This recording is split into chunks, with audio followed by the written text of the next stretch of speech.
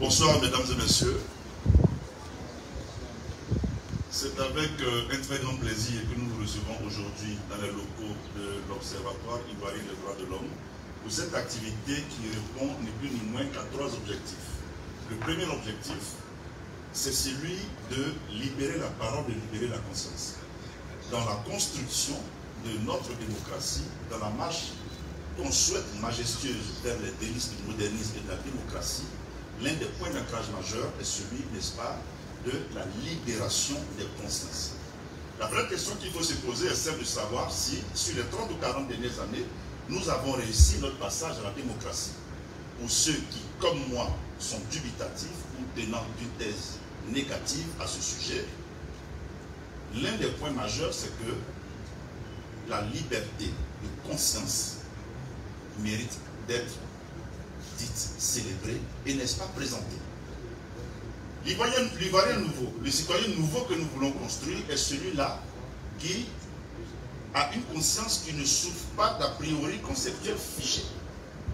Nous voulons bâtir une société nouvelle, une société moderne avec des citoyens nouveaux, indépendamment de leur âge et de leurs conditions d'existence. Nous voulons contribuer à la naissance d'une pensée positive nouvelle. Et ça se fait avec qui? Avec les citoyens, y compris parmi ceux qui sont les plus anodins. Mais en réalité, dans le droit de vote, aucun vote n'est anodin. Le deuxième objectif, c'est celui de parler de sujets dont on ne parle pas assez, à travers des canaux qui ne sont pas biaisés. Là où la parole n'est pas libérée, c'est aux citoyens de faire en sorte qu'elle le soit. Personne ne libérera la parole si nous ne commençons pas à la libérer elle-même. Et le troisième objectif, à l'approche d'une échéance aussi capitale que celle d'octobre 2025, élection présidentielle, il est bon que les sujets majeurs qui cristallisent l'actualité sociopolitique soient débattus. L'objectif n'est pas d'avoir raison ou d'avoir tort, mais l'objectif, c'est d'avoir l'espace nécessaire pour parler. Je voudrais que vous puissiez joindre vos voix à la mienne pour dire merci à nos visiteurs, à nos invités qui ont accepté de se prêter à cet exercice. Il va falloir que vous vous habituiez à cette tribune qui n'a nullement la prétention de concurrencer qui que ce soit, mais qui va ouvrir le cadre pour que les débats soient tenus ici, le vendredi de l'OIDH. Permettez-moi de saluer, aux côtés de M. Toby, la présence de Maître Camille Ya, que beaucoup connaissent, parmi les juristes en tout cas, que je vous demande d'ovationner.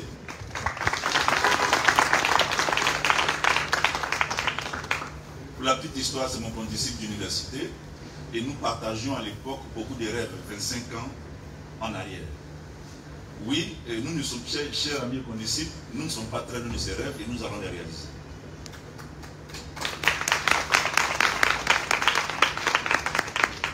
Pour les enfants de pauvres que nous sommes, je ne sais pas pour vous, hein, s'il y a des enfants de riches, mais pour les enfants de pauvres que nous sommes, nous n'avons pas d'autre choix que de transformer, n'est-ce pas, la société et de donner à notre progéniture un avenir riche. Riche en valeurs, riche en témoignages et riche en espérance.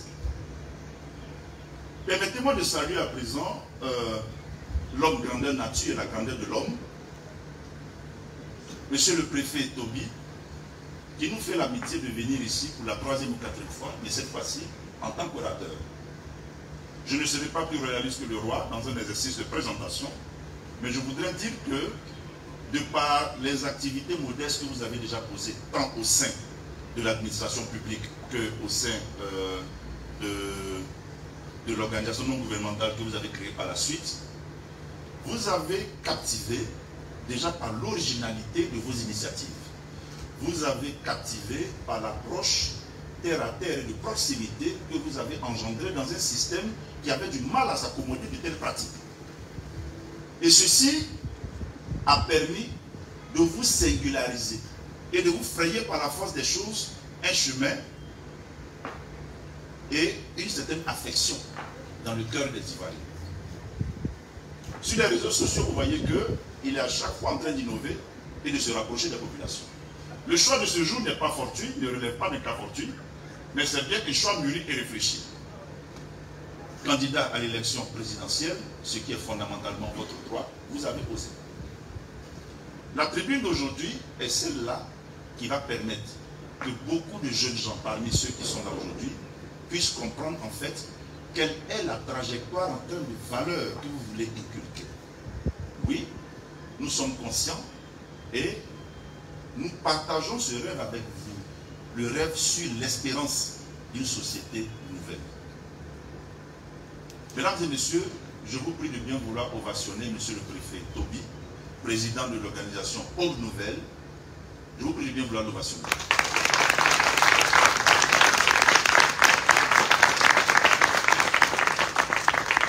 Je voudrais m'arrêter là et souhaiter des échanges fort enrichissants dans un sens comme dans l'autre.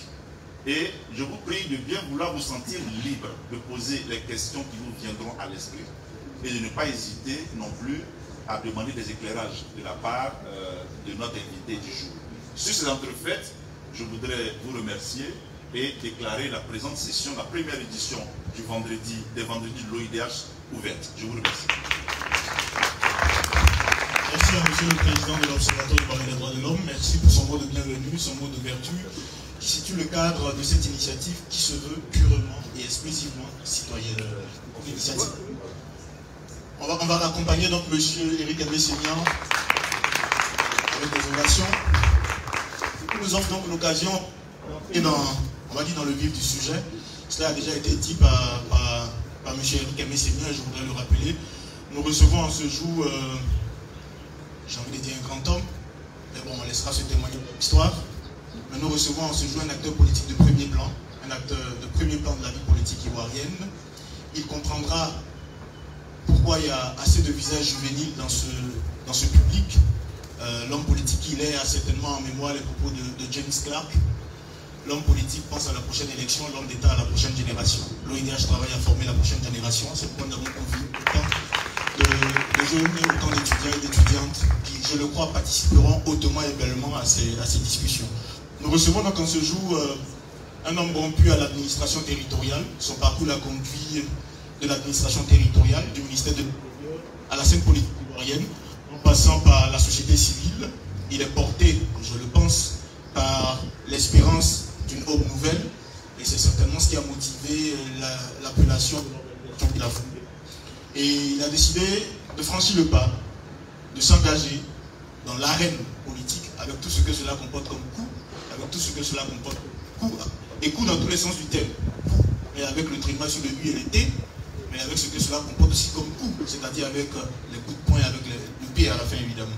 Et donc ce jour, il va nous aider à comprendre les motivations de ce choix, les raisons de cette décision et ce qu'il porte comme ambition, ce qu'il porte comme projet. Évidemment, partagera avec nous son regard sur le contexte sociopolitique actuel. Une fois encore, on va M. Vincent Toby Irié. Alors, M. Vincent Toby Irié, vous allez commettre l'erreur de dire M. le préfet d'Abidjan. Monsieur le préfet, et c'est une erreur que je ne commettrai pas. Nous allons aller dans le vif du sujet et nos échanges vont se dérouler de la façon suivante. Nous voulons dans un premier temps connaître l'homme que nous recevons ce soir, la personne derrière la personnalité publique. Donc, après ces échanges que nous aurons, et puis quelques questions évidemment sur le contexte sociopolitique ivoirien, et sur votre positionnement dans l'échiquier politique ivoirien, dans le débat avec nos participants qui vous poseront aussi des questions. Permettez donc que la première question soit la suivante. Qui est M. Vincent Toby Irié? Comment vous présenteriez-vous? Merci beaucoup. Je vais m'asseoir tout à l'heure. Mais je suis vraiment surpris. Vous êtes jeune et vous êtes timide comme ça. C'est pas possible. Applaudissez. Non, vous ne connaissez pas. Non, je dis, vous ne connaissez pas. Vous êtes timide, vous ne parlez pas. Soyez jeune, soyez un peu turbulent, et puis on vous calme un peu, on vous ramène un peu à l'autre. Je vais vous poser même pas entre vous. Vous ne vous connaissez pas? Monsieur qui est bien habillé, vous connaissez la dame qui est à côté de vous? Oui? Vous connaissez? Mon petit frère là, vous connaissez celle qui est devant? Vous ne connaissez pas? Le monsieur en jaune là. Tu connais la go qui est devant là? Qui est en rouge blanc. Vous ne connaissez pas, vous êtes arrivé. Moi je vous ai vu ici depuis, vous êtes là. Mais faites connaissance entre vous, ça commence, la vie commence comme ça. La vie commence par en bon français à corréler, en bon français, en haut français à socialiser. Mais en français, on dirait à connaître là, vous voyez une amie là qui est bien habillée, une fille, elle a ses cheveux de star, vous la savez comment ça va. Comment c'est comme ça commence. Mais vous êtes trop sérieux. Ne faites pas comme nous là. Nous on est trop sérieux. On regarde si quelqu'un a l'argent n'a pas envie de s'habiller. On regarde si c'est un grand type avant de s'habiller. Mais vous là, vous êtes des jeunes, donc soyez là. Je n'ai pas aimé le vibe de la salle. Soyez causez, riez. Quand vous êtes trop sérieux là, les problèmes deviennent trop sérieux. Donc vous êtes jeunes, vous votre jeunesse. Ok? Voilà, donc posez-vous posez-vous d'abord pour faire connaissance. Faire connaissance. Monsieur, vous êtes d'accord avec faire connaissance, parlez-vous. Je vais poser la question par l'ordre de l'autre monde. Il faut que vous connaissiez tous vos voisins. Le nom de votre voisin. Qu'est-ce qu'il fait? C'est mon ami. Ah ouais. Faites connaissance. C'est bon parce que je vais vous poser la question tout à l'heure. Il y a une personne qui a bloqué le monsieur, il ne faut pas lui parler. Parce qu'on dit faire connaissance, il y en a qui veulent profiter pour draguer. On dit faire connaissance, prenez son nom. Bon, merci beaucoup. Avant de commencer, je vais m'asseoir, je vais vous mettre à votre ordre. Mais je voulais vraiment vous dire merci d'être là. Je suis arrivé, je suis passé derrière, vous étiez tous là. Certains depuis 16h, certains depuis 16h30. Donc c'est ça la ponctualité. Hein. Quand on est jeune, il faut être ponctuel. Quand ça rentre dans votre sang, ça reste votre vie. Quand vous avez les bonnes habitudes à la base, toute votre vie vous restez avec ça. Mais quand vous avez des mauvaises habitudes, ça reste avec vous. Donc je dis merci d'être là, merci à vous. Maintenant, rendre hommage à 3 personnalités qui sont devant moi ici. Pasteur Michel Ibalé, je ne l'ai même pas reconnu tout à l'heure. Vous voyez la modestie? La grande Michel Ibalé est venue, elle a observé les paroles de la Bible, la parabole de la dernière place. Elle s'est mise à la dernière place. Et puis le maître de maison qui l'a reconnu lui a dit viens dehors. L'humilité. Si elle était venue devant, elle a dit non, c'est le ministre qui arrive, il faut partir derrière. Et puis la honte. Donc je dis bon arrivé, il y a longtemps, bon arrivé. C'est la grande Michel Ibalé. Là voilà, femme de conviction, d'honneur, de passion, d'engagement. Et c'est avec ça qu'on bâtit une société des gens qui ont foi en leurs idéaux et en leurs idées. Merci beaucoup d'être venu. Je ne savais même pas que vous seriez là. Et je passe à quelqu'un que je viens de rencontrer il n'y a même pas longtemps. Mais nos âmes, elles sont ensemble depuis des années. On vous a présenté Maître Camille. Il faut qu'il se lève s'il vous plaît. Ben, je le connais il n'y a même pas 45 minutes qu'on se connaît. Physiquement. Bon, on se connaît depuis longtemps parce qu'on a même parlé. Ce monsieur a été magistrat. Magistrat 15 ans. Vous comprenez? Juge. Il était juge, magistrat 15 ans. Il a démissionné. Il est parti à l'école. Il est devenu avocat. Il enseigne aujourd'hui comme enseignant vacataire à l'université. Et il fait chemin parce qu'il a des convictions personnelles. C'est des gens à qui vous devez ressembler. Voilà. Ce sont vos amis. Et maintenant, à tout seigneur tout à l'heure, votre président, notre président, le président Sémien, que je connais depuis quelques années, mais que j'admire beaucoup parce que il est fort dans son esprit, dans ses convictions, sans compromis, vous l'avez vu tout à l'heure. Et nous nous sommes rencontrés dans les terrains internationaux. Le dernier terrain qu'on a eu, c'était la RDC. Nos chemins sont croisés. Là, il vient de Kananga, il vient de Bunia, il vient de Goma. Au cas où il y a la guerre, pour aller documenter les faits de guerre, pour que la justice règne dans le monde. La justice à l'Afrique entière. Et il a une grande conviction, il tient l'OIDH des mains de maître. Et avec tous ces jeunes collaborateurs que je vois là qui le suivent depuis, qui sont avec lui. C'est bien, la marche n'est pas toujours facile, et puis je le sais. Il y a le moment où on ne peut pas payer le loyer, il y a le moment où on ne peut pas payer le personnel, il y a le moment où on n'a rien, où on est convaincu du travail qu'on fait. Et donc, beaucoup de courage, je suis content d'être là et de voir toujours cette animation. Merci beaucoup. Donc, merci à tous, ça c'était mon introduction. Je me plie à vos questions maintenant. Merci, désolé, maître de cérémonie. Il a commencé à s'énerver, son village se fonce. Rassurez-vous, on a retrouvé l'homme de terrain qu'on a toujours connu et on ne peut que s'en féliciter, on ne peut que s'en réjouir. Merci donc pour ce qui va constituer donc le propos liminaire. Venons-en à présent à nos questions. Comme je le disais, qui est M. Vincent Tobillerier? Si vous devez vous présenter à certains, notamment de ces jeunes qui certes vous connaissent par la magie des médias sociaux, mais comment vous présenteriez-vous? Sous quelle perspective? Sous la perspective de l'école, de la carrière, sous la perspective de... Le parcours personnel, les convictions, la carrière aussi, et tout ça. Bon, je vais donner ce que je peux avoir. Peut-être les questions vont permettre à faire. J'ai fait l'école primaire à Dabou. Je suis natif de Dabou d'abord. Natif de Dabou, c'est-à-dire originaire de Dabou, mais génétiquement du centre-ouest. Donc, Bamboufla, Irifla, Guéifla en Côte d'Ivoire. Je suis né à Dabou. J'ai fait EPP Dabou. J'ai fait le collège de Dabou. J'ai fait le lycée moderne de Dabou. J'ai fait l'université, à l'époque, il y avait une seule université en Côte d'Ivoire. L'université Félix Houphouët-Boigny, ici à Cocody. Et puis de là, je suis rentré à l'ENA. De l'ENA, j'ai été nommé, j'ai travaillé dans l'administration centrale. J'ai été nommé sous-préfet et j'ai démissionné de mon poste de sous-préfet en 2001. Je suis allé en exil, en expatriation à Londres. J'ai étudié à l'université Canterbury University à Londres. De là-bas, je suis rentré dans l'international, dans les missions dans différents pays pendant quelques mois. Et là, je suis venu à Johannesburg. De Johannesburg, je fais 15 ans de carrière internationale dans presque tous les pays d'Afrique. Avec EISA, Electoral Institute for Sustainable Democracy in Africa. Je suis rentré en Côte d'Ivoire en 2014 pour être directeur de cabinet d'Albert Bakayoko. En 2018, j'ai été nommé préfet d'Abidjan. En 2020, je suis parti de mes fonctions. En 2020, fin 2020, avec les amis ici, et aux nouvelles, on a parcouru la Côte d'Ivoire. Et puis voilà, en 2025, précisément depuis le 13 mai 2025, je suis candidat à la présidence de la République. Donc, mais sur les détails, on peut venir après. Merci déjà. Ouais. 2001, c'est ça, vous avez déjà démissionné de votre fonction de sous-préfet. Et en 2020,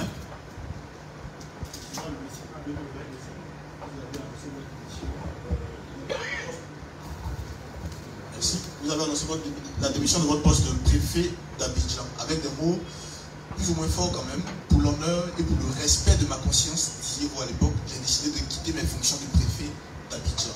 Pouvons-nous en savoir plus sur les raisons de cette décision? Qu'est-ce qui a poussé, qu'est-ce qui a motivé cette décision qui est quand même salutaire? On est en 2025 et ce que vous avez lu date de 26 août 2020. Donc on est en 2025. Avançons. Ce qui est passé, on ne va pas y revenir. Parlons de l'avenir, qui est plus important que le passé, à ce moment précis. Bien sûr. Mais avançons. Ah d'accord. C'est un silence qui parle. Chacun l'interprétera comme il le voudra. Mais je crois que c'est un silence qui n'est pas anodin. Alors venons-en à présent donc à votre engagement dans l'arène politique ivoirienne. Vous êtes un acteur politique aujourd'hui. Quel est votre regard sur le contexte sociopolitique actuel? Quel est votre regard? Comment vous lisez, comment vous interprétez la situation dans laquelle nous nous trouvons, le contexte dans lequel nous nous trouvons? Contexte électoral évidemment. Des acteurs politiques de premier plan qui, suite à des décisions de justice, sont frappés d'inéligibilité, récrimination d'une partie de certaines populations à l'encontre des organes en charge des élections. Bref, comment vous lisez et interprétez ce contexte socio-politique dans lequel vous vous engagez de plein pied comme acteur dorénavant? Oui, je pense que les jeunes que vous voyez là, ça se sent, ils sont ça ressemble à ils ressemblent à des jeunes qui sont très connectés aux réseaux sociaux, donc je pense qu'ils savent presque tous ce qui se passe. C'est vrai que la Côte d'Ivoire, chaque fois qu'il y a une élection présidentielle, il y a des situations tendues. Parmi vous, je pense qu'il y a des gens qui ont 18 ans, 19 ans, 20 ans. Depuis qu'ils sont nés, chaque 5 ans qu'il y a une élection présidentielle, ils ont des préoccupations. Donc le contexte sociopolitique est un peu tendu actuellement.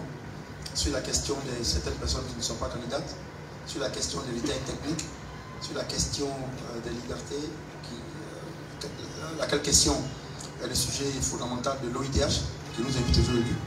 Donc il y a une situation de tension et c'est dommage parce qu'on ne vit pas dans un pays avec les tensions permanentes. Un pays doit faire l'effort de ramener la paix, de créer les conditions de coexistence et que les élections ne sont qu'un instrument de régulation, ne soient pas toujours l'objet de conflits entre nous. Donc voici le contexte sociopolitique et les jeunes qui sont là, ils sont partie prenante parce que c'est eux qui sont sur les réseaux, c'est eux qui supportent tel camp, c'est eux qui allument souvent, qui enflamment, qui soutiennent de mauvaises initiatives ou de bonnes initiatives. Et il est important qu'ils fassent une analyse lucide et sobre de ce qui se passe aujourd'hui au-delà des camps politiques. Concrètement, je suppose que pour vous engager, c'est après voilà, un décret. Concrètement, de la gouvernance actuelle, Je suppose qu'il y a des choses que vous voulez changer, c'est pour cela que vous engagez. Quelle est donc votre lecture de la gouvernance actuelle? Oui, la Côte d'Ivoire a connu un cheminement dans le pays avec dans quelques jours, quelques semaines. Nous allons fêter les 65 ans de la Côte d'Ivoire, notre indépendance. Donc notre pays a connu un cheminement. Il y a eu des moments où certaines choses ont été faites, il y a eu des drames, mais il y a également des moments de joie. Et notre pays aujourd'hui a un niveau où il a connu un certain développement économique, comme ça se voit. Mais à côté du développement économique, il y a également des passifs en termes d'espoir de la jeunesse. Aujourd'hui, parmi vous, il y a des gens qui ont des masters, il y en a qui ont des PhD, doctorat, maîtrise, licence, mais qui ont des doutes sur l'avenir. Il y a des problèmes sur la question d'éducation, de santé, il y a des problèmes dans l'orientation générale du pays, il y a des problèmes de liberté, il y a des problèmes de famille, il y a des problèmes même de météo, il y a des problèmes. Et donc, la gouvernance, c'est tout ça. Donc, la gouvernance d'un pays connaît des moments de faiblesse, des moments forts, mais il faut sentir la volonté publique de vouloir agir sur ces niveaux. C'est ça qui permet un pays d'avancer. Et non pas de se concentrer seulement sur des aspects particuliers. Donc, la gouvernance de la Côte d'Ivoire, je serais de mauvaise foi si je dis que tout va mal en Côte d'Ivoire. Mais je dis qu'il y a beaucoup de choses à améliorer en Côte d'Ivoire. C'est pour cette raison que nous décidons, nous, qui n'avons pas une longue expérience en politique, on a décidé de mettre le pied dans la règle pour apporter notre perspective. On a été dans le monde entier, on a été en Côte d'Ivoire, on a été dans les villages, dans les villes, on connaît les préoccupations des populations, on vit ces réalités. Nous, on a des aspirations. Et on pense qu'aujourd'hui, le temps est venu de mettre un pied dans la République, comme tous ceux le font. C'est différents niveaux. Ça peut être politique, ça peut être associatif. Vous avez connu les déboires de Mme Chéri Balé. Vous avez connu également ce que M. Eric Sénien a fait. Vous avez connu également ce que nous avons connu. Et chacun à son niveau. C'est ce que je fais aujourd'hui dans la politique. D'autres le font dans le sport, d'autres le font dans les églises, dans les mosquées, d'autres le font dans les associations, d'autres le font dans les partis politiques. Et puis d'autres le font peut-être en animant des sessions comme celle que vous faites. Donc c'est une gouvernance qui peut être interprétée de différentes façons. Et ce que nous disons maintenant, c'est qu'il faut que la Côte d'Ivoire agisse sur tous les aspects négatifs qui peuvent freiner son évolution. Et les aspects négatifs sont ceux que j'ai cités tantôt.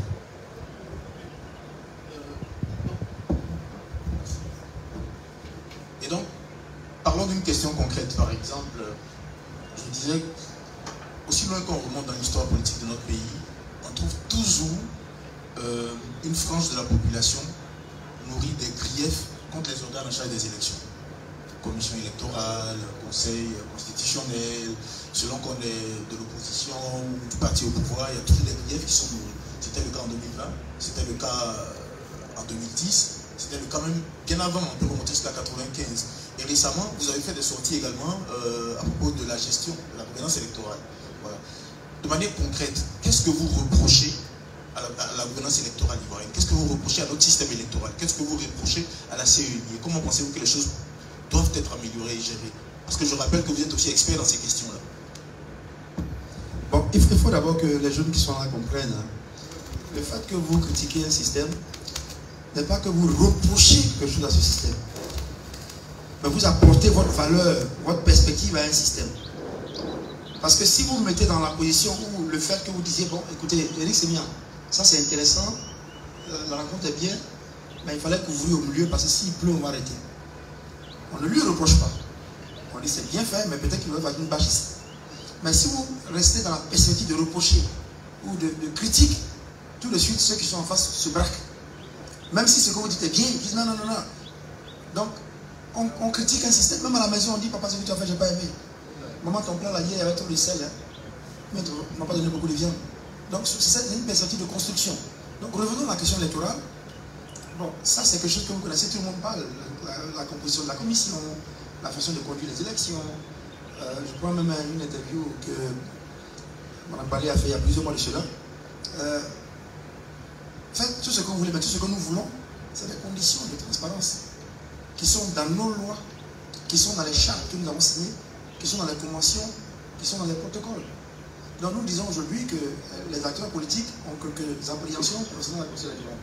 Franchement, dessus, pour voir comment on peut créer la confiance. Il y a des gens qui disent qu'ils ont des problèmes avec la liste électorale. Essayons de voir si ce qu'ils disent est vrai. Parce que moi, il y a des positions que l'opposition Ensuite, la question de l'électorat qui ne sont pas de position. Parce que je suis technicien de cette question. Donc, il y a des positions que je ne vais pas étaler ici. Je dis, attention, ne regardez pas ça d'une certaine façon.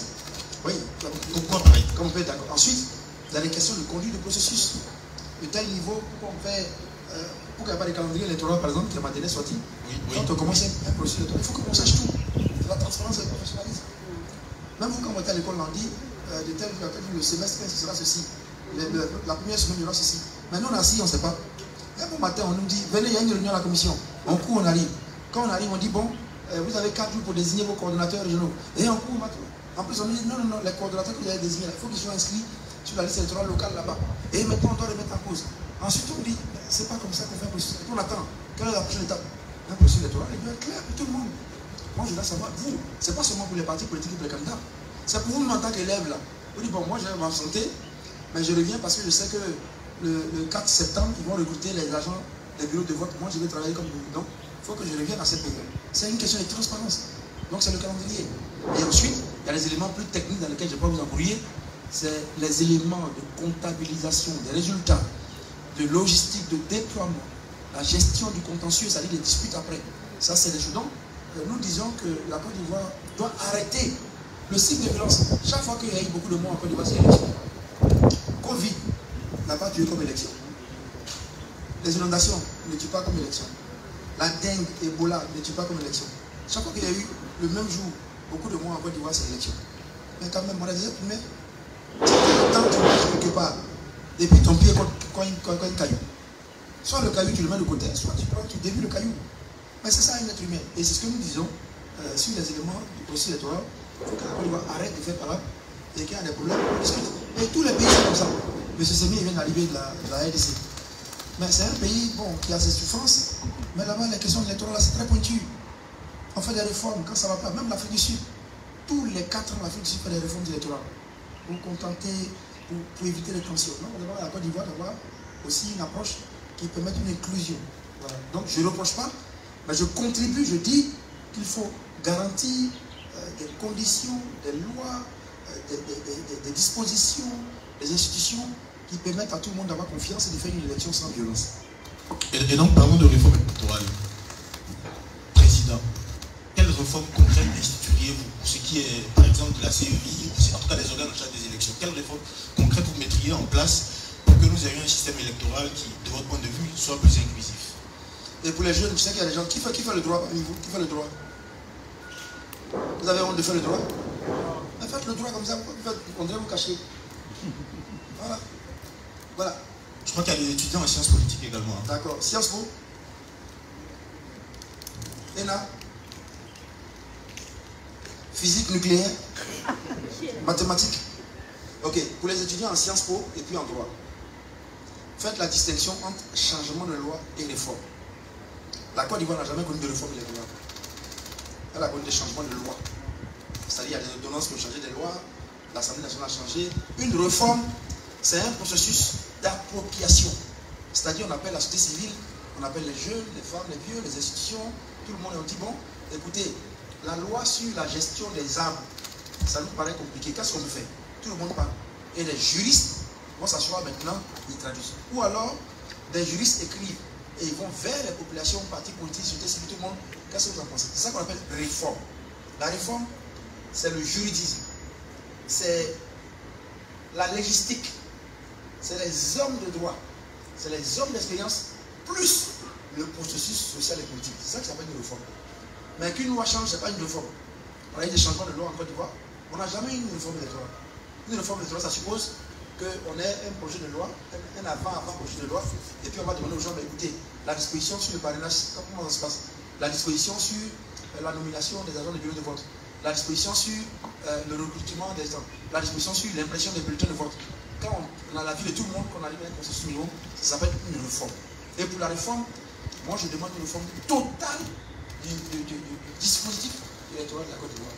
Alors de la commission électorale, parce qu'aujourd'hui, cette commission électorale que vous avez, elle est sortie de la crise de Marcoussis, d'Accra, des accords de Pretoria, de Ouaga, et tout ça. C'est ça qui nous a fait avancer cette commission. Parce qu'aujourd'hui, avec la relative stabilité dans laquelle la Côte d'Ivoire, on doit avoir les partis politiques dans la commission électorale. C'est une question. Le Sénégal a une commission nationale électorale autonome qui n'est pas comme pour nous. La commission électorale du Sénégal, c'est une sorte de supervision. C'est le ministère électoral qui est organique, supervisé par la commission électorale nationale autonome, où ils ont un rôle de supervision. Et ce n'est pas le ministère électoral qui prend les résultats, c'est la cour d'appel. Hein, les étudiants en sciences po et en droit. C'est la cour d'appel à Dakar qui désigne à son staff. Donc, la commission électorale nationale, la CENA, supervise. Le ministère de l'Intérieur organise logistiquement, distribue tout ce qu'il y a. La cour d'appel à son personnel qui passe dans les bureaux de vote pour récupérer. Donc, on a 5 différents organes comme ça qui participent à l'organisation des élections au Sénégal. Donc, c'est équilibré. Donc, première réforme importante, c'est d'abord cette commission électorale que tout le monde ait confiance. Dès que les Ivoiriens décident, est-ce qu'aujourd'hui c'est les techniciens? Il y a des pays comme l'Afrique du Sud, comme le Burundi, où on fait appel à la manifestation d'intérêt. On dit aujourd'hui qui veut être président de la commission électorale. Et puis on sélectionne les dossiers. Chaque candidat va devant l'Assemblée nationale en direct à la télévision. Et puis on lui pose des questions. Qu'est-ce que tu en penses? Qu'est-ce que tu penses? Et puis les gens posent des questions.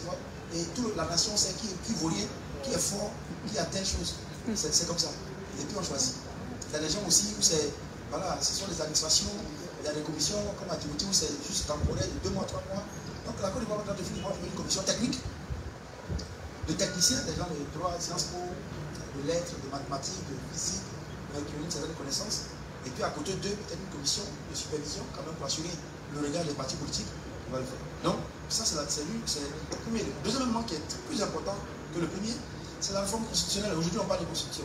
On interprète la constitution sur les conditions d'éligibilité, sur les questions de nationalité. Donc ça veut dire que nous, on n'est pas tous d'accord. Donc il faut revoir notre constitution sur les questions qui peuvent être aujourd'hui à profession et qui ont déchiré la Côte d'Ivoire par le passé avec les mêmes questions en 2000 et où il y a eu des divisions. Donc aujourd'hui, notre constitution, on va s'asseoir pour pouvoir te dire est-ce que la constitution reprend un jour. Ensuite, il y a la loi électorale elle-même qui a des dispositions qui peuvent gêner. Vous avez eu une ordonnance sur le parrainage. Est-ce que ça vient nous aider dans la procédure électorale? Il y a d'autres éléments même sur les conditions d'éligibilité et de dépôt des candidatures. Ensuite, il y a tous les règlements décrets. Donc, il y a le côté, il y a ce qu'on appelle pour les étudiants en droit et l'organisation des élections. Donc, commission électorale, institution, constitution, loi et tout cela. Ça, c'est un. Et ensuite, il y a les opérations. Est-ce qu'il faut faire une révision de l'essai? Moi, je suis pour qu'on fasse l'établissement de l'essai électoral, qui est différent de la révision de l'essai électoral. Ce que nous avons fait jusqu'à présent, c'est la révision. On a fait une petite refonte en 2009 là-bas. Mais l'essentiel que nous faisons, c'est la révision. Vous comprenez? Donc on prend la liste de l'année d'avant, on enlève ceux qui ont été condamnés, qui ne jouissent plus de leurs droits civiques et politiques, on enlève ceux qui sont décédés, on déplace ceux qui sont allés dans d'autres zones, et tout ça. Ça va être la révision. Depuis 1980, nous faisons que la révision. On a fait la première révision en 80, après on est allé en 80, ensuite on est allé en 85, on a fait des révisions en 90, 95 et 2000. Ensuite, arrivé à 2005-2009, avec la crise que nous avons connue la guerre, on a fait une sorte de refonte, on a mis d'autres éléments, les éléments biométriques, alphanumérique, nom, date de naissance, tout ça. Et cette année, si vous voulez voir en novembre, là, c'est la révision. Moi, je suis pour l'établissement. C'est-à-dire, la Côte d'Ivoire dégage les moyens et on fait une liste électorale à 0. Tout ce qui est met de côté. Et on demande maintenant à tous ceux qui sont là, venez vous inscrire. Et on a une vraie liste électorale qui reflète réellement les populations qui sont présentes et la nouvelle dynamique, les tranches d'âge, la concentration électorale par localité, ça c'est une réforme que nous menons. Et à côté de cette réforme, il y a également tout le processus électoral, l'implication des populations, les actions de la société civile. Je ne vois pas beaucoup moins la société civile. Je ne sais pas si l'OIDH reçoit des moyens pour les sensibilisations, ou l'organisation alternative citoyenne reçoit aussi d'autres des financements. Et tout ça, c'est des éléments. Donc je reproche un peu, je reproche pour mon expression, et je voudrais qu'il y ait une réforme qui revoie tout. Pourquoi les élections pacifiques, ça passe bien, tout le monde est d'accord. Et puis même vous, les jeunes. Il y a combien parmi vous qui ont été déjà candidats à une élection? Pourtant, vos camarades en Afrique du Sud, en RDC, en Afrique, ils sont plus jeunes que vous, 21 ans, ils sont candidats. Parce qu'on n'a pas un système réellement qui permet de négocier. Si notre système, notre dispositif électoral demande autant de moyens, aucun jeune ne peut être candidat. À la présidence de la République, il y a un âge limite. À la députation, il y a un âge limite. Mais vous apprenez la vie pour nous faire ça. Donc, si on ne met pas de dispositif pour que les jeunes, les femmes soient représentés, on va avoir une politique de vieux. Et les gens qui ont l'argent, c'est eux qui sont là parce qu'ils ont l'argent. Pour aller dire au chef de village candidat, il faut payer une boisson de 750 000. Il faut apporter pas un kita. Il faut faire ceci. Pour aller déposer ces dossiers de candidature, il faut payer ceci. Donc ça limite la participation citoyenne. Vous voyez, la participation de la population. Donc c'est l'ensemble de réformes qui vont pouvoir avoir un système électoral. L'architecture institutionnelle et légale, et puis les aspects techniques également concernant le listing électoral, l'indispensable donc de la liste électorale. On pourrait peut-être ajouter la question du découpage électoral. Oui, bien sûr, on va ajouter la question c'est du purement. découpage. Vous savez ce que ça veut dire? Le découpage électoral, vous savez? C'est-à-dire que la Côte d'Ivoire a une loi dans laquelle on dit, bon, pour avoir une circonscription électorale, il faut tel critère. C'est ça qu'on appelle le découpage. Disons même le découpage administratif. À quel moment un campement devient village, à quel moment un village devient sous-préfecture, à quel moment une sous-préfecture devient un département, à quel moment un département peut être dirigé en région. Ça s'appelle le découpage. Donc la même chose se fait pour les élections. Il y a des critères à quel moment, quelle est la concentration de population qui permet de faire une commune ou bien je peux passer vous, par exemple, supposez que vous êtes de quel village je prends ici là. Bon, c'est plus facile. Hein. Si vous êtes de Bangofla ou Indilek, là, c'est mon village, c'est plus facile. C'est Sétif là. Bon, ça va être de flap flap là. Vous êtes un village, je sais pas, de Kawita par exemple. Kawita. Non, non. Et on dit, vous devez être sous couverture, il faut que vous ayez un certain poids économique, un certain poids économique. Vous avez un certain poids économique.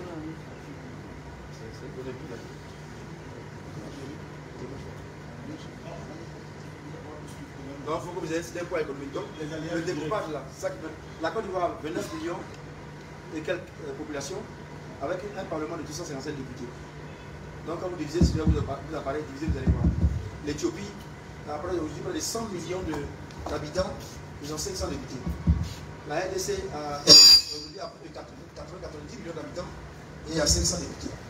Là, c'est nous, notre découpage correspond vraiment à ce qu'on doit avoir. C'est ce qu'il appelle le découpage électoral. Donc, même ça aussi, il faut mener une réflexion parce que les partis politiques se plaignent qu'il y a beaucoup de députés dans les zones, pendant que d'autres zones n'ont pas beaucoup de députés. Donc, c'est tout ça qu'on appelle la réforme. On s'en sert qu'on discute. Qu'est-ce qu'on fait ici, qu'est-ce qu'on fait? C'est ça. C'est un processus consensuel où tout le monde est impliqué et on prend un consensus minimum et un truc comme l'avance. Question?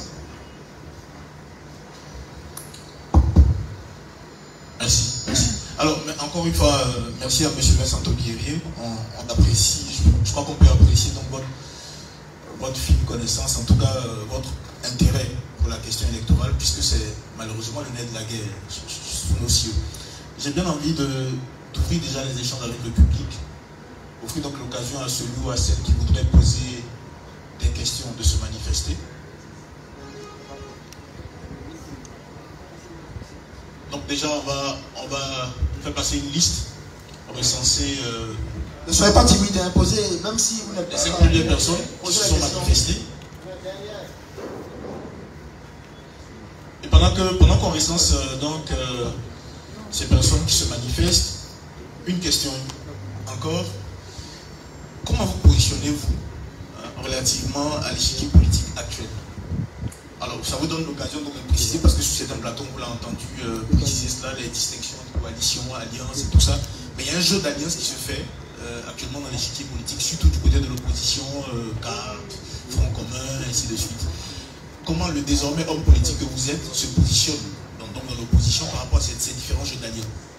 Le désormais homme politique. Je dis homme politique depuis quelle date? Depuis que vous avez annoncé votre candidature, je pense. Non, mais non, c'est ça justement, c'est une erreur. Non. Tous ces jeunes-là, c'est des politiciens. Non, c'est important. Nous sommes à une... Permettez-moi juste de préciser, en fait. Je veux dire, le candidat que vous êtes, comment il se positionne par rapport à cela? Sinon, effectivement, l'acteur politique, on l'est tous d'une manière ou d'une autre. Ah bon, c'est bien de préciser. Tous ces jeunes qui sont également des politiciens. Évidemment. Ils sont dans des partis, ou alors ils soutiennent des idées. Voilà. Les étudiants en Sciences Po qui sont présents ici, là. Dites, prenez le micro et dites-moi quelles sont les idéologies politiques que vous connaissez. Dites ce que vous avez. Ah, il n'y a pas de micro, faites-le. Dites-le. Le libéralisme, le socialisme, le populisme, le socialisme. Le libéralisme, c'est quoi? Le libéralisme. C'est quoi?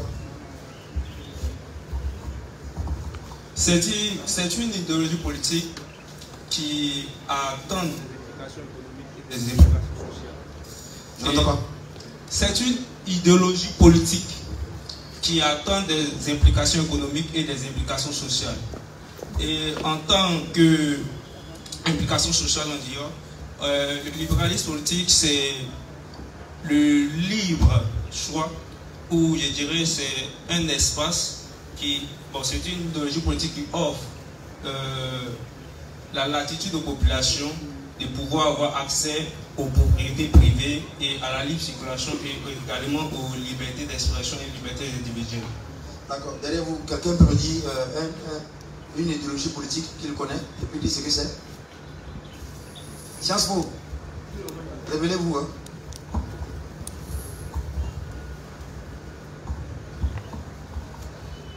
Bonsoir à tous.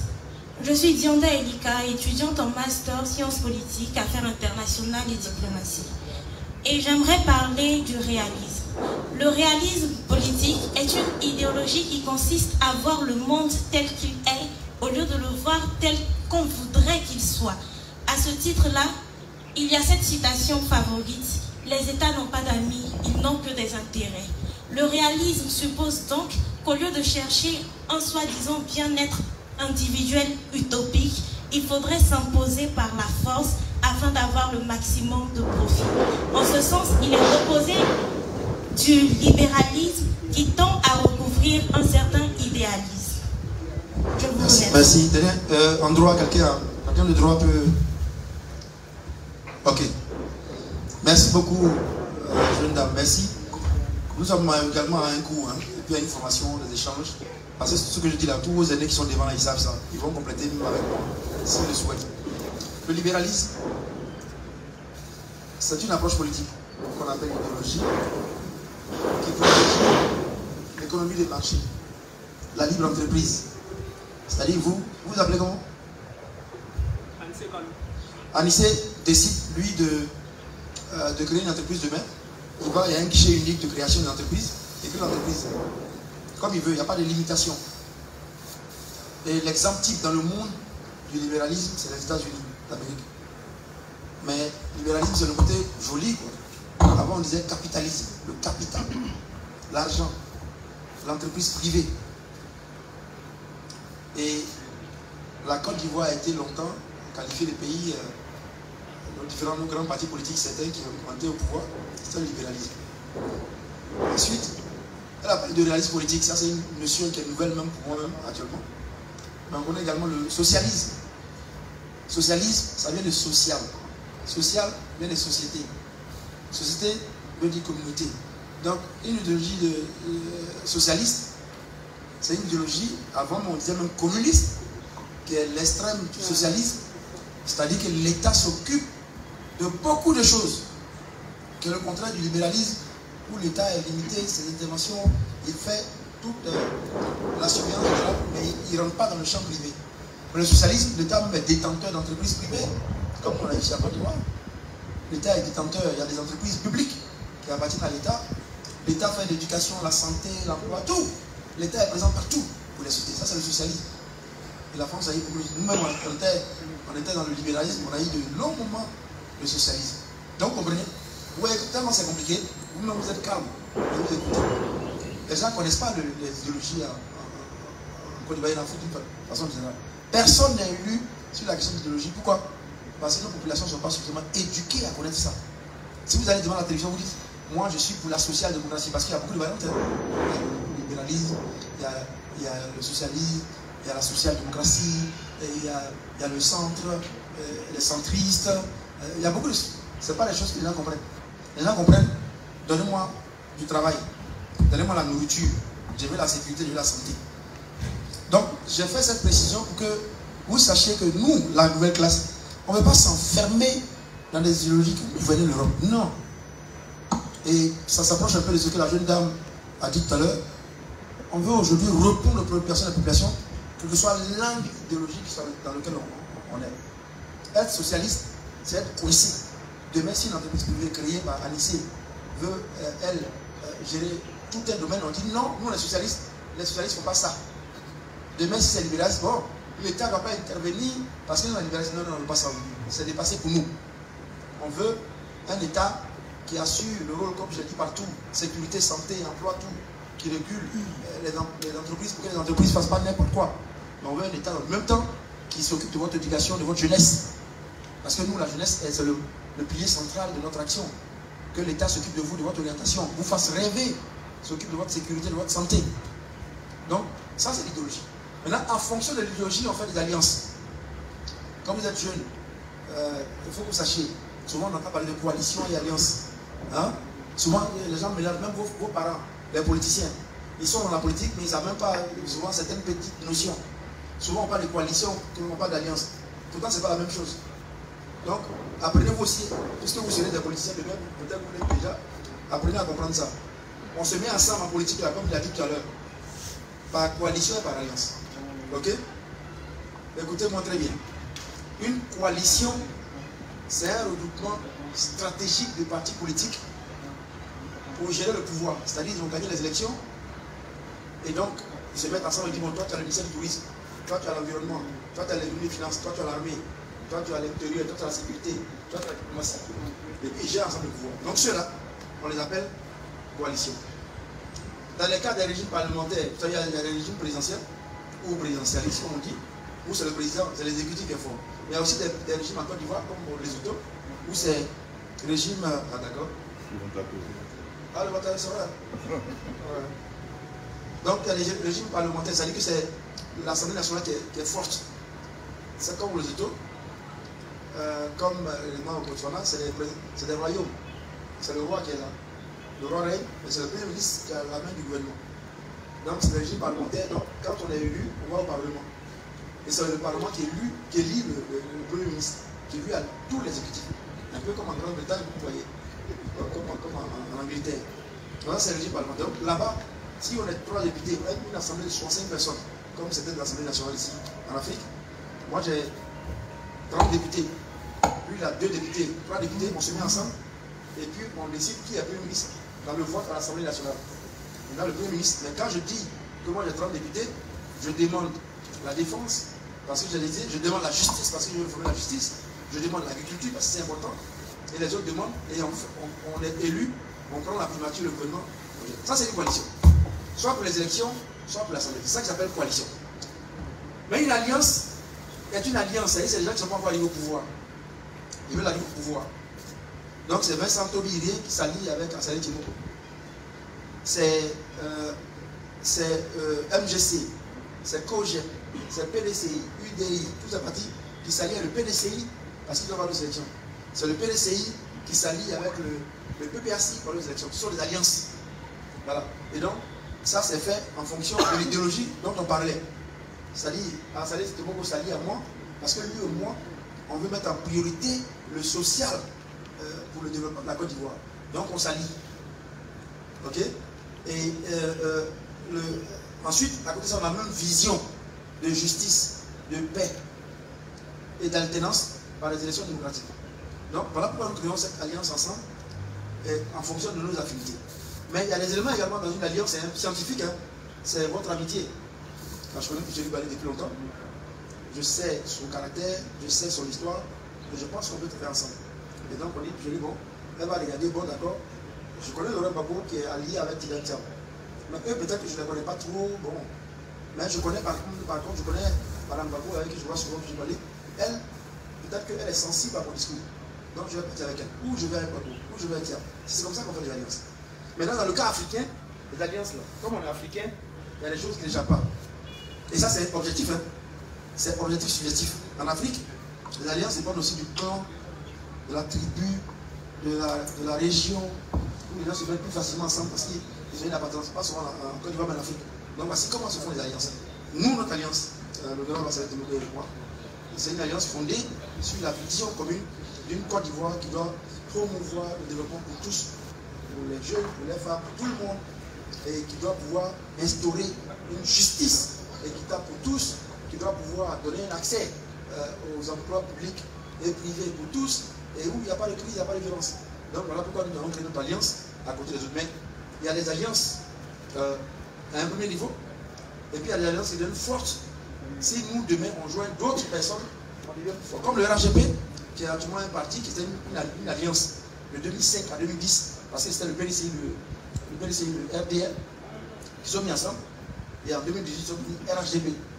Eux, demain, s'il y a des partis politiques qui se joignent à eux, le RHGP, c'est parti devient aussi une alliance parce qu'ils vont vers le pouvoir. Mais le RHGP, dans sa version ancienne, là, c'était une coalition. Vous voyez? Donc voilà pourquoi nous avons fait cette alliance. Je prends le temps pour expliquer pourquoi vous compreniez, hein, sinon ça va être ça va être brûlé dans votre tête, et puis demain, quand vous voyez les notions, vous ne savez pas exactement de quoi il s'agit. Donc voici la base sur laquelle les partis politiques et les candidats se rapprochent. On va profiter maintenant pour prendre les questions des participants. On va donner la parole à M. Gueye. Vous vous présentez, vous posez votre question de manière succincte, s'il vous plaît.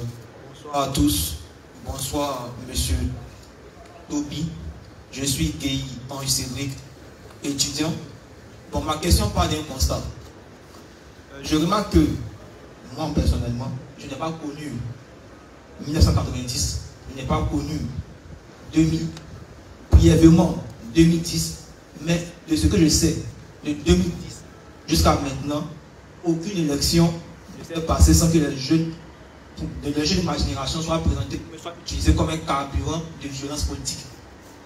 Alors qu'ailleurs, en France, dans d'autres pays à côté ici, on remarque que ces jeunes-là sont utilisés comme des instruments de construction étatique. Vous, M. Vincent Toby, sachant que cette jeunesse représente plus de 77% de la population et que 1 sur 2 est encore en alpha, que proposez-vous concrètement pour faire pencher la balance, pour que nous quittons de cette jeunesse manipulée à cette jeunesse de bête qui tend vers le progrès? C'est quel point vous l'appelez? Gueye. Gueye. Deuxième question.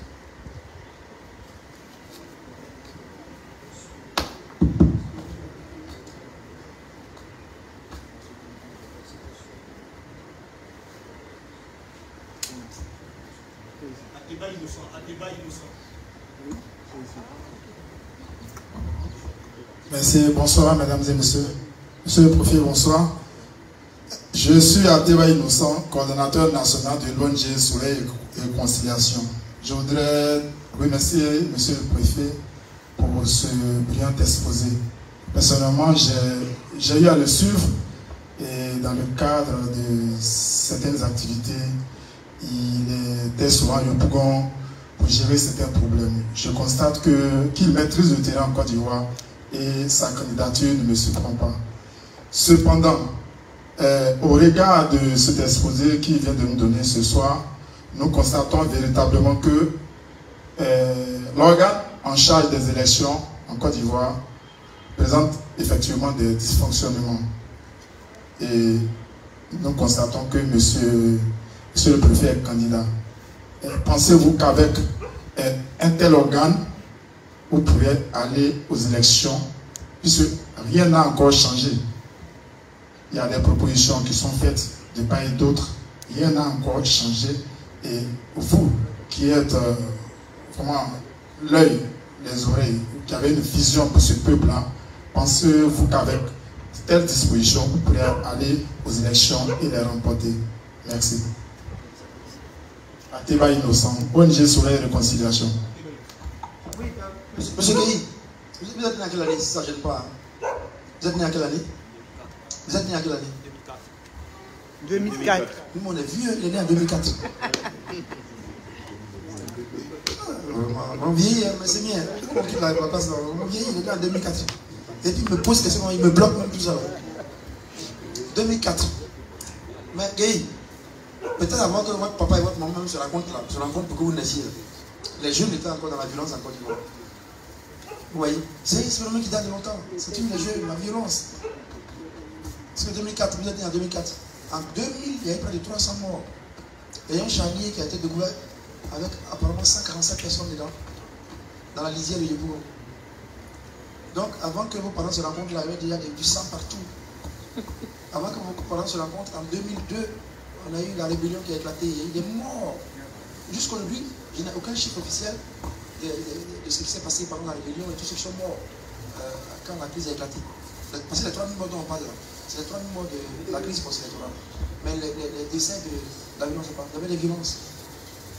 Depuis 2004, là où il est arrivé, si ma mémoire est bonne, c'est en 2004 qu'il y a eu les bombardements de Boaké. Donc vous-même, vous êtes né dans la violence, dans un contexte de violence, mais qui est lié longtemps avant vous. Et c'est ça le triste constat. C'est ça le triste constat. Et c'est pour cette raison que ce genre de cas, c'est bien. Quand j'ai demandé à M. Sémien, il y a combien? Il m'a dit, il y avait 5 mais c'est les jeunes. Vous là, c'est vous qui grandissez avec ça. Parce que vous êtes nés dans la violence beaucoup parmi vous. Nous, on a connu un peu, Géry, c'est bien, Camille et moi, on a connu un peu le côté de Fouboyi, il y avait un peu de paix, on parlait de paix partout, on mangeait la paix. Partout, on dit la paix, on chantait la paix partout. On nous arrivait au bord de nous, on acclamait les chefs d'État. Mais vous avez connu la violence, et ce n'est pas normal. Nous, on a connu une partie de l'héritage d'une Côte d'Ivoire qui avait quand même un minimum de cohésion. Et on ne doit pas vous donner à vous cette violence qu'il y a tous les jours. Et vous avez raison. Vous êtes né en 2004, en plein bombardement de Bouaké. En 2005, on a commencé, je ne sais pas si c'était Makoussi ou bien Accra, on était en pleine négociation. Et on pensait patriote, rebelle, patriote, c'était ça que vous aviez. Et vous avez grandi, vous avez dansé sur des chansons de patriotes, violence, rebelle. Vous êtes arrivé en 2010. En 2010, vous aviez 6 ans. Et vos parents ont dû fuir avec vous sur le dos en courant. Parce qu'il y a eu la guerre. En 2011, il y a eu encore la guerre. Et puis vous avez continué jusqu'aujourd'hui, vous avez 21 ans. Quelle est la violence? On ne veut pas de ça. C'est pour cette raison que ces petites enceintes qui sont organisées là pour vous former, pour que vous ne fassiez pas ce que vos aînés ont fait.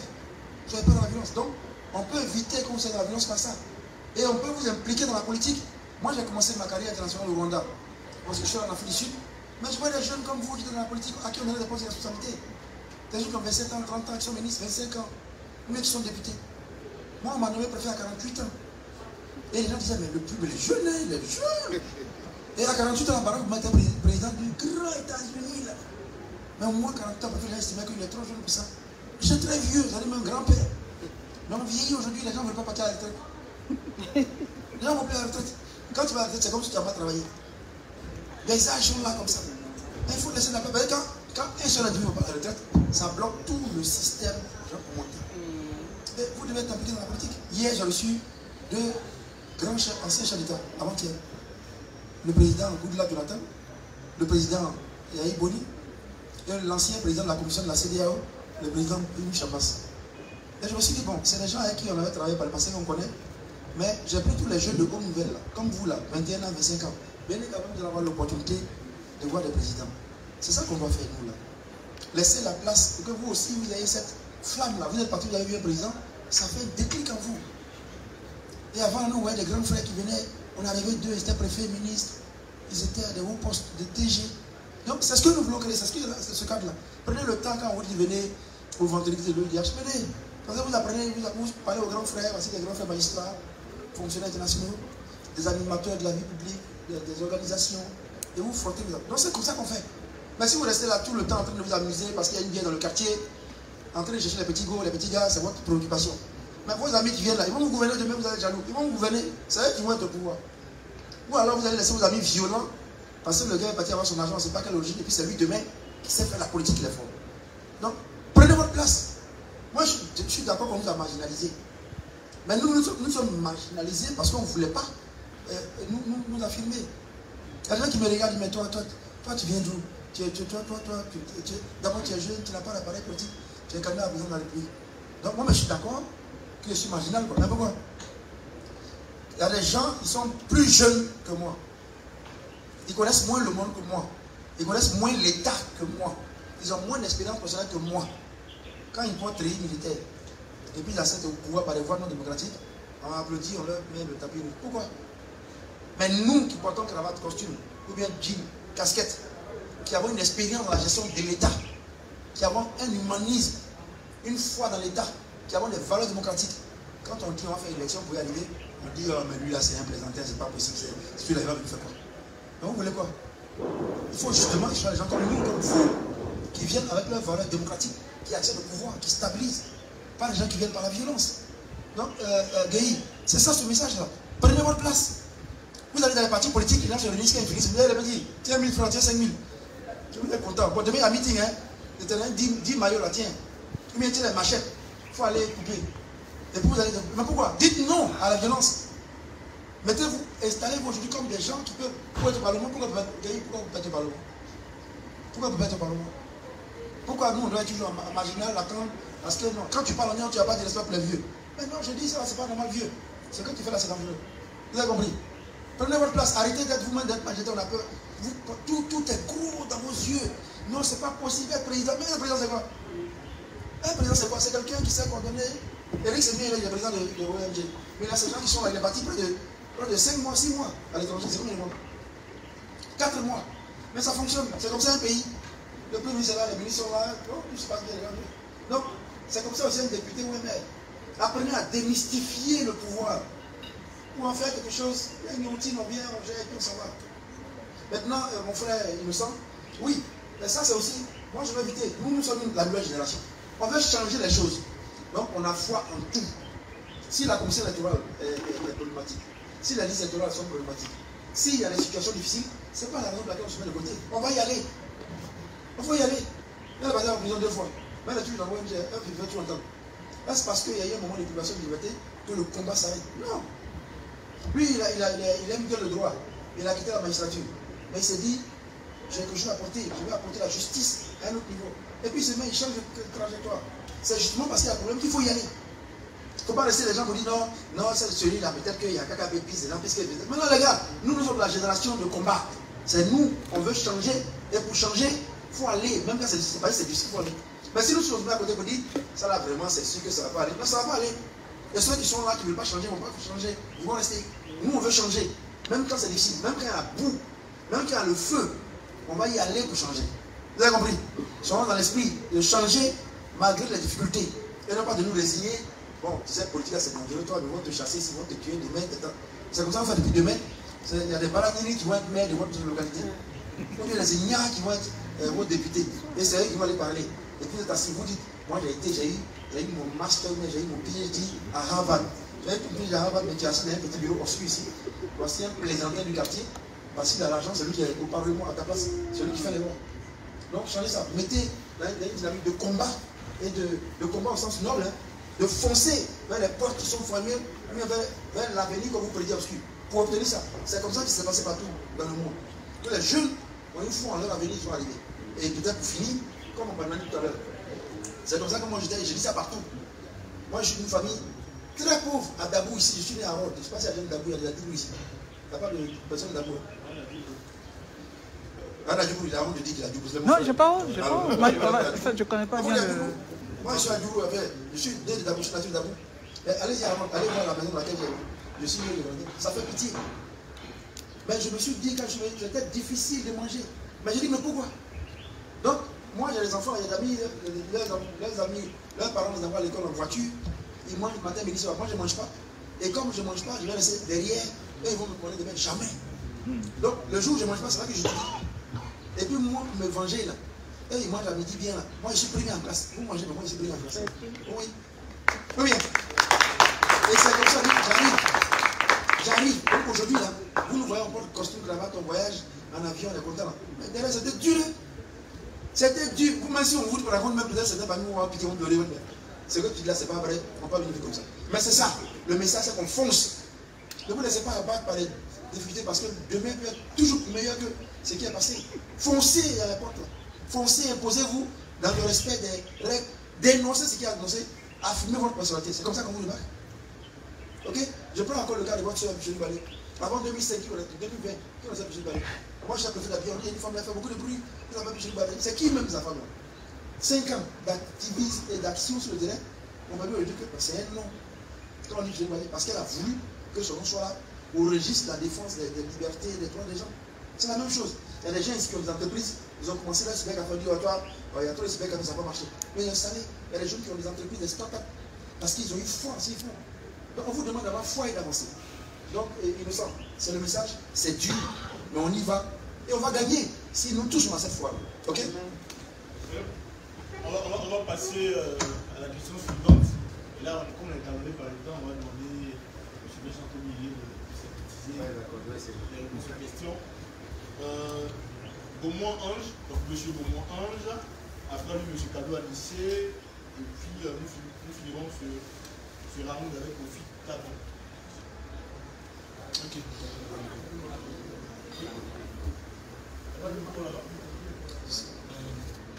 Je peux m'exprimer. Okay. Bonsoir, monsieur le préfet. Je suis Beaumont Aolo Ange Daniel, étudiant en licence 3 de sciences politiques. J'ai 2 préoccupations. La première porte sur le système de parrainage et sur le calendrier électoral. sur le système de parrainage, récemment sur Facebook, j'ai vu une polémique sur vous qui affirmait que vous étiez dans le comité d'experts qui est à l'origine de ce système. Donc moi je veux savoir qu'est-ce qui marchait hier qui ne marche pas aujourd'hui. Et qu'est-ce qui marchait hier qui ne marche pas aujourd'hui? C'est ça, et sur le calendrier électoral, durant la fin d'année 2024 jusqu'au début d'année 2025, la CEI était le centre des débats. Et elle a maintes fois répété que le calendrier électoral avait été validé avec les partis politiques, parties prenantes des séminaires auxquels elle les appelait. Donc moi je veux savoir, est-ce que vous avez participé à ces séminaires-là et est-ce que vous pouvez nous clarifier mieux la situation? Parce que je n'ai pas vu aussi les autres partis dire comme vous qu'ils n'ont pas connaissance ou qu'ils n'ont pas le calendrier électoral. Pour le calendrier électoral, comment vous appelez? Vous n'avez pas retenu le nom? Ange Daniel. Mais Ange, moi j'ai posé une question. Donnez-moi le calendrier. Ça a été fait depuis novembre, non? Donnez. Moi je ne sais pas si il y a pas dedans. Le calendrier n'est pas secret, c'est pour tout le monde. On dit que ça a été fait par les partis politiques, mais donnez-nous. C'est ce que je demandais. Sortez le calendrier, ça a un élément de transparence écrit dans les textes, c'est bon pratique électorale. On ne s'est pas dit non, on n'a pas fait, on n'a pas fait. Où est le calendrier? C'est ce qu'on demande. On ne fait pas une élection sans calendrier électoral. Je vais donner à votre président, c'est bien, une dizaine d'exemples de calendrier électoral, vous allez voir. Ça ne se fait pas. Minimum 6 mois. Sinon 18 mois. Pour qu'on fasse un calendrier. Oui, on a élaboré, on avait dit, oui, où ça est. Cela est sur le site de la CEI pour que tout le monde consulte, ça vous concerne. Vous êtes des ONG, comme vous êtes des étudiants, vous voulez savoir comment ça s'organise, à quel moment il y aura quoi. Et nous, on doit se préparer en tant que candidat ou en tant que parti politique. Ok? Donc c'est trop compliqué, non, on a fait, on n'a pas fait. Où est le calendrier? Donnez-nous le calendrier. Et puis, votre question concernant les parrainages, je ne sais pas de quoi il s'agit. Je ne fais partie d'aucun comité technique. Les gens se disent sur Facebook, mais moi j'ai une position, je ne réponds jamais à les accusations de Facebook, jamais. Je n'insulte jamais, je ne réponds jamais. Mais je ne sais pas quel comité scientifique, je n'ai pas fait partie du comité scientifique.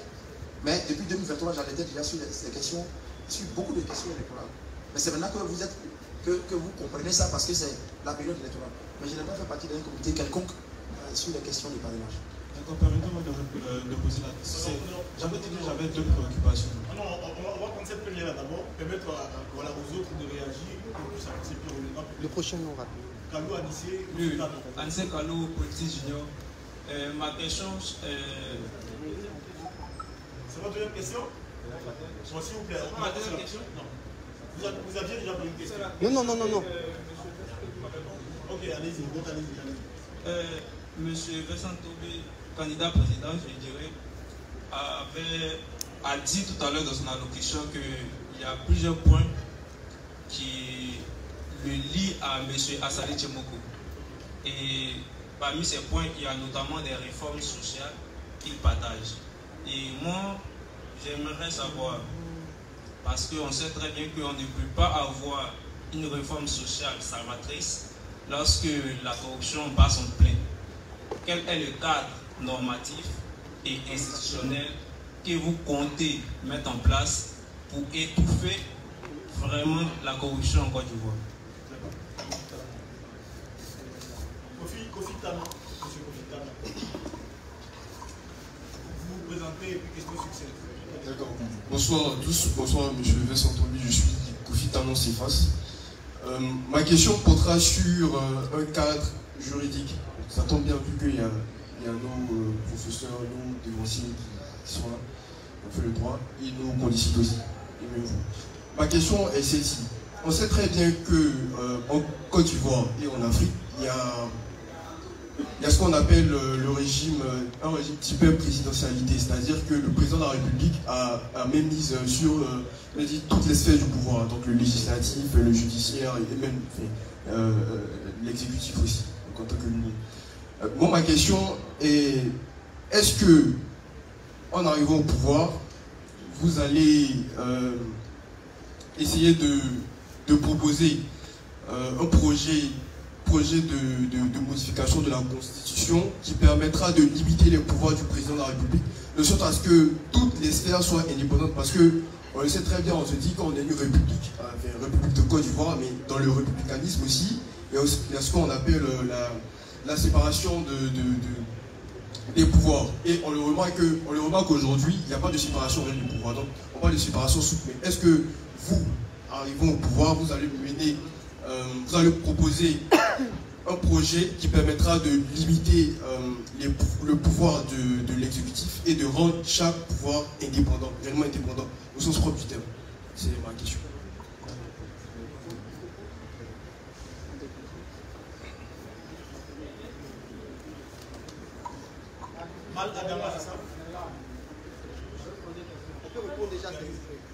Soyez salués, bonnes gens. Soyez salués, je suis payé d'être en bonne présence. Je suis patronomisé, payé, prénommé Thiagoudé Xavier. Par ailleurs, je suis membre du mouvement ESG, qui est communément appelé Élection Sanyaga, et j'ai mon excellence ici, président Shadrach. En dehors de cela, j'aimerais poser une question à l'intention de cette personne qui est d'une grande probité morale, défenseur de l'intégrité, l'équité et l'incorruptibilité. Alors ma question est la suivante. Pourquoi maintenant? Deuxième question. J'aimerais savoir, lorsque on finit par obtenir le pouvoir, on ne sait pas qu'est-ce qui se loge dans la présidence. Ce sont les démons du pouvoir, mais le comportement finit par changer. Est-ce que vous nous garantissez, une fois avoir fait le serment, vous n'allez pas féloniser le peuple? Maintenant, ma dernière question. Vous avez parlé de l'établissement de la liste électorale. Si on doit établir la liste électorale, est-ce qu'en moins d'un semestre, ça peut se faire? J'en ai fini.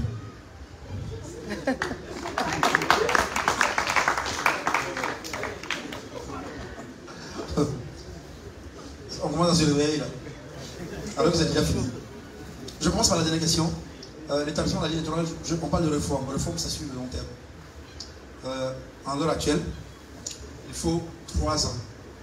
Tout ce que j'ai dit tout à l'heure sur le Conseil constitutionnel, la Commission électorale, les listes électorales, les procédures électorales, la loi électorale, il faut un minimum de 3 ans. Ne dites pas système électoral, dites dispositif électoral. Et le système électoral, c'est autre chose. Il faut 3 ans. Donc là, on n'a pas le temps. Si on le fait, on sera reporté. Or, reporter l'élection, c'est compliqué pour le pays. Ça ouvre la porte à trop de choses compliquées. Donc, on demande l'établissement dans la réforme, c'est-à-dire après tout ça. Mais dans l'urgence, il faut, comme le président le demande, un consensus minimum sur les aspects. La représentation des candidats dans les agences locales centrales de la commission électorale, et puis quand même la garantie de professionnalisme et de transparence de la commission électorale.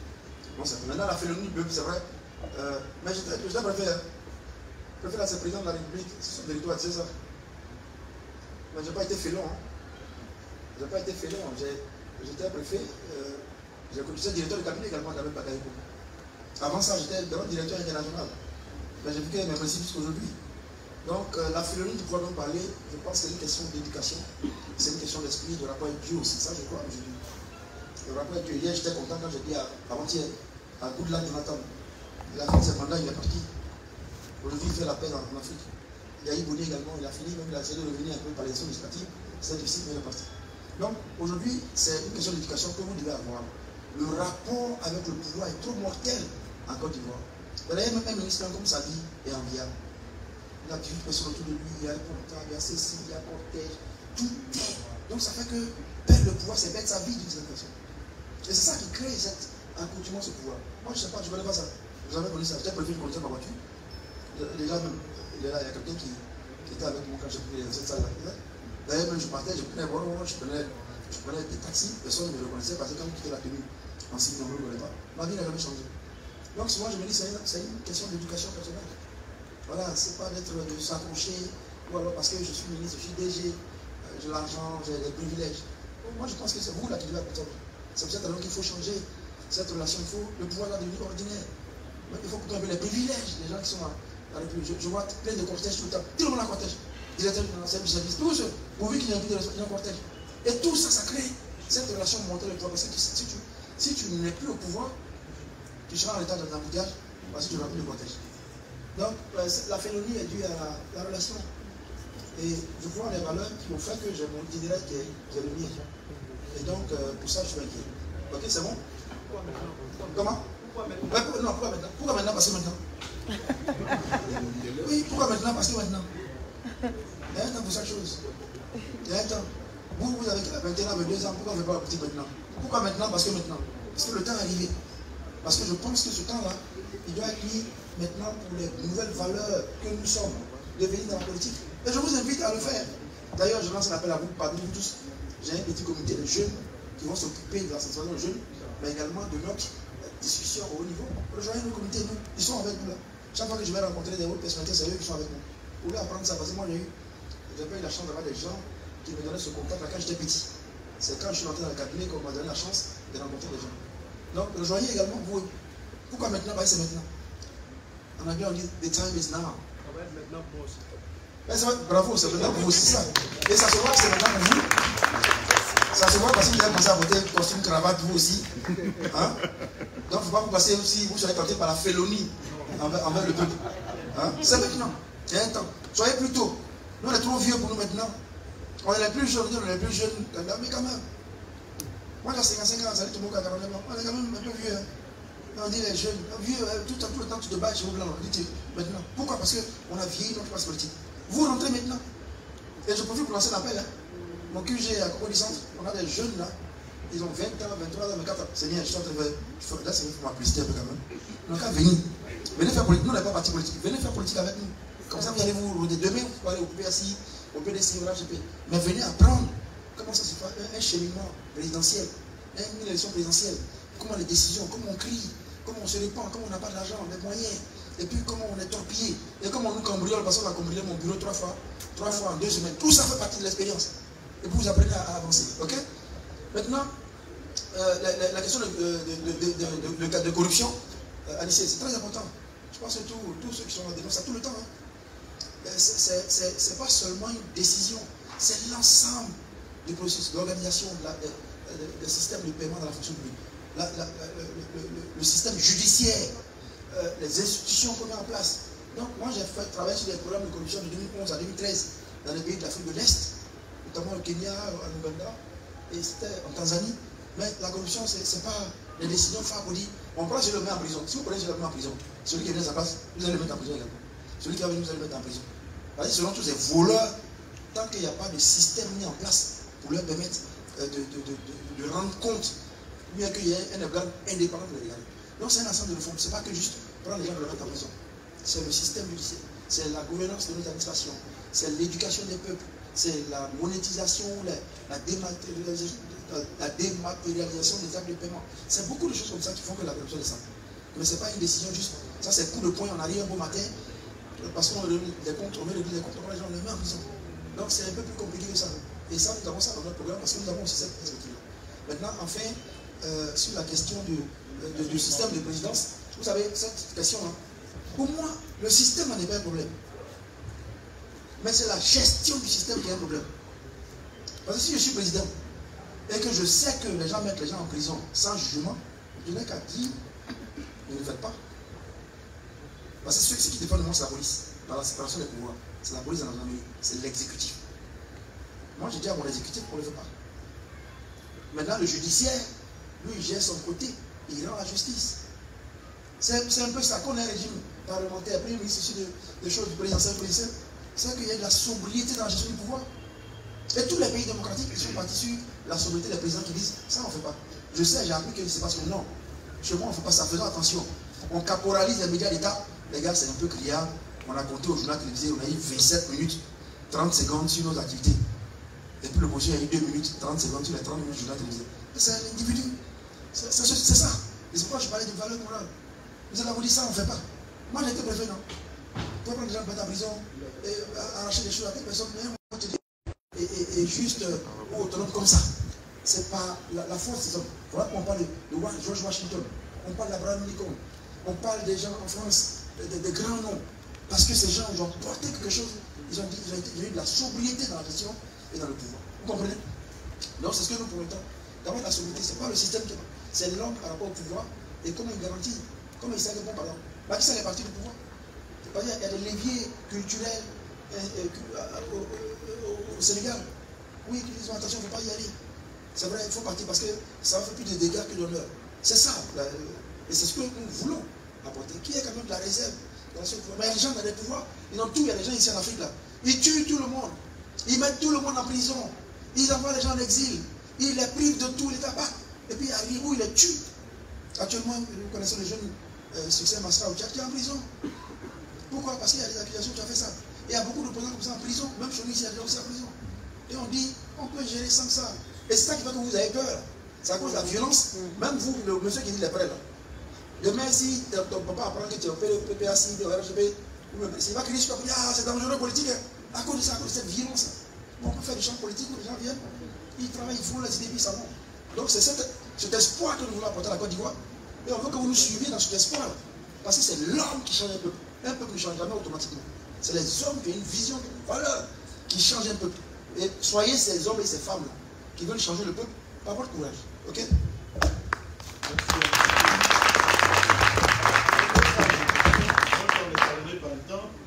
Donc on va aller encore très vite, on va aller au Patmos et on espère, on veut bien compter sur le caractère succès des propos de M. Vincent Tobi dans le temps. Nous serons à présent Malé Adama, pardon, à sa suite, ce sera Ongwe Gislain. S'il vous plaît, soyez concis, précis, vraiment précis dans vos questions, s'il vous plaît. Le micro, ou bien il faut dans le micro. Bonsoir. Bonsoir au candidat. Allez, Adama. Peut-être on n'a pas eu le temps de vous écouter sur le domaine de la santé, de l'éducation. En gros, où est-ce qu'on peut trouver le projet de société du candidat déclaré Vincent Tobi? Ensuite, concernant ce qui est de la corruption, 1300 milliards de perdus chaque année. Et aujourd'hui, on a un dispositif juridique et institutionnel qui existe déjà. Moi, je veux savoir quel est votre regard sur ce dispositif juridique et institutionnel. Et lorsque vous serez président de la République, comment est-ce que vous comptiez donner votre plus-value à ce dispositif pour ne pas que, bien en présence de ce dispositif, on perd toujours 1300 milliards chaque année. Merci. D'accord. Bonsoir à tous. Respect et considération, cher gouverneur. Permettez-moi de me décoiffer. J'avais plusieurs questions. Mais je pense que l'occasion pourra se présenter où on aura l'occasion de vous poser ces questions. Je vous tiens à cœur. Alors, je vais vous demander, au soir du 25 octobre, vous êtes élu président de la République de Côte d'Ivoire. Quelles sont les 3 priorités immédiates pour Vincent Tobi? Merci. Oui, merci beaucoup. Sur le projet de société, ne vous en faites pas. Vous allez avoir notre projet de société, mais ce n'est pas le moment. Je vais le dire tout à l'heure. Sur la question de la gouvernance, de la corruption, je vous disais, la corruption, là, vous voyez, vous, peut-être ça vous fatigue, mais les expériences de chaque pays pour réduire la corruption, ce n'est pas des mesures coup d'éclat, c'est passager. Même je dis, s'il y a des moments où on a fait des opérations coup d'éclat, on a arrêté les gens, il y a eu des enquêtes menées, mais après il n'y a eu rien. C'est toute l'éducation d'un peuple. C'est le système judiciaire qui est réformé. C'est le fonctionnement de nos administrations. C'est même la conduite des élections. C'est tout ça qui fait que les gens ont moins de choses. Aujourd'hui, les élections coûtent très cher, même les élections locales. Quand vous voyez le déballement, il y en a qui vont en hélicoptère, en avion, dans des voitures neuves pour faire les élections. Des voitures de l'État. Bon, ça c'est ce que lui dit. Mais ça se prend quelque part. Il y a une sorte de légitimation de ce qu'on met dans l'argent qu'on prend même. Partout en Europe, il y a une limitation des dépenses pour les élections. Sinon, on n'a pas ça. Je prends une élection, moi j'ai 1 million, et vous avez 100 millions. Il est clair que 100 millions peuvent faire pencher la décision par des mécanismes que vous allez. Donc il n'y a même pas de limitation. Tout ça, c'est les éléments qui sont pris en compte et ce sont les réformes, encore une fois.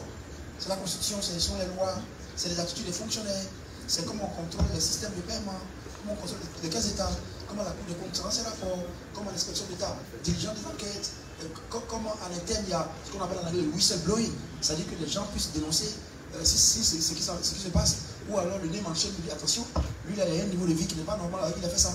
C'est beaucoup de choses qui permettent de faire ça. C'est pas juste d'arriver, tout le monde j'arrive au puits, je fais un audit, je prends tous ceux qui ont volé, je les mets en prison.